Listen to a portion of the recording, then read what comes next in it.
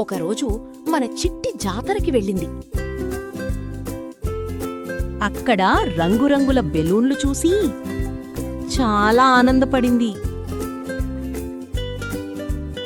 చిట్టి ఒక అందమైన ఎర్ర బెలూన్ కొనుక్కుంది.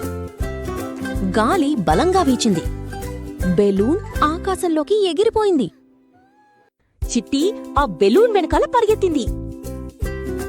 అప్పుడు ఆశ్చర్యంగా బెలూన్ మధ్యలోనే ఆగిపోయింది. అది చిట్టిని ముందుకు తీసుకుని వెళ్ళింది. చిట్టి దాని వెనకాల నెమ్మదిగా వెళ్ళింది.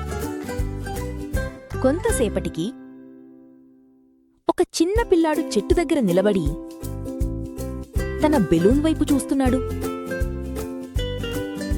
చిట్టి వెంటనే సహాయం చేయాలని నిర్ణయించింది. ఒక కర్రతో బెలూన్ను తీసింది.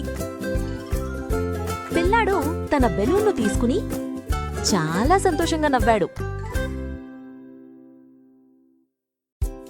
అప్పుడే చిట్టి బెలూన్ మళ్లీ ఆమె చేతిలోకొచ్చింది. చిట్టి ఆనందంగా ఇంటికి వెళ్ళింది. మరిన్ని చిట్టి కథల కోసం ఇప్పుడే సబ్స్క్రైబ్ చేయండి.